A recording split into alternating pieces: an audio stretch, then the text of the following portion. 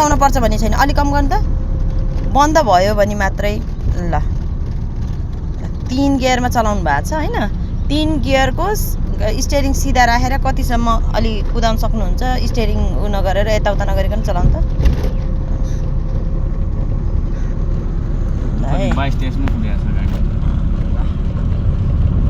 sir कुद्नु भएको छ याद ल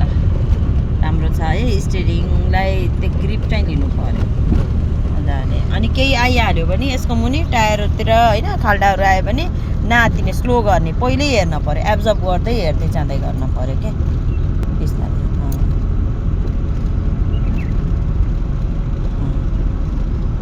ठिक छ नि सर ठिक छ म्याम इजी भएको छ नि अस्तिको फर्स्ट डे भन्दा अहिले त धेरै इम्प्रुभमेन्ट भइसकेछ नि हैन यो आप्सन नआप्सन हुन्न म्याडम मलाई थाहा भइसक्यो गाडी हैन परेछ आप्सन गाडी भएपछि बिस्तारै सिधा गर्नु अब त्यो आयो भनेर यता आउनु भएन नि सर यहाँ हेर्नु न यता कुनामा कर्नर छ त्यसले ठाउँ बनाउँछ जान्छ हामीले नि त्यसलाई सबै बाटो छोडिदिनु पर्छ भन्ने होइन नि त त्यसले पनि त एडजस्ट गर्छ नि हर्न दिनु उयो बच्चा छ बिस्तारै कुकुर छ त्यहाँ बिस्तारै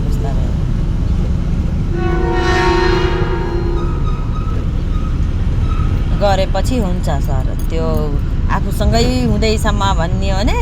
त्यो फेरि हुँदैन आफूसँग भएर ठोकेर बिगारेर हैन अनि बल्ल चलाउँदाखेरि विपत्तै भइन्छ फेरि अब स्लो गर्ने यो अनुभव चाहिँ मेटेरियल जान्न छ त हुन्छ त्यही हो आफ्नो गाडी त झन् माया लाग्छ सर ए अब पैसा हालेको हुन्छ हैन आफैले अनि त्यसपछि कतै स्क्रैच भइदियो भने कति माया लाग्छ अनि त्यही भएर सिक्न त यता जाने हो एक गर्नु अलि त एक गर्नु क्लच च्याप्नु एक गर्नु छिटो ल जाने फेरि क्लचमा छोड्दै नपेल्नु घुम्ती छ आरामले स्लो इन्चमा हिँड्ने ल घुमाउनु घुम्तीमा जति नै खाली भए पनि हतार नगर्ने सिधा गर्नु पहिला क्लच लिने अब यस्तो आएर सम्ममा आउनु बिना क्लच लिने सिधा गर्नु पहिला तपाईँको गाडीको स्टेरिङ ल जाने अलि यता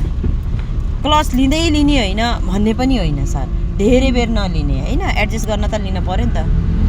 दुई धेरै तेज भयो क्या आज के भयो सरको खुट्टा ल छिटो 2 आएन सुस्त चलाउनु त हजुरले एकदम स्लोमा कति चलाउँछ एकदम स्लो चलाउनु यता अब तल जाने बेला क्लच च्यापेर ब्रेक च्यापेर हल्का सिधा खै त्यो त हजुरलाई त्यो च्याप्नु भएको त एडजस्ट गर्नलाई हो नि त ल छोड्नु सर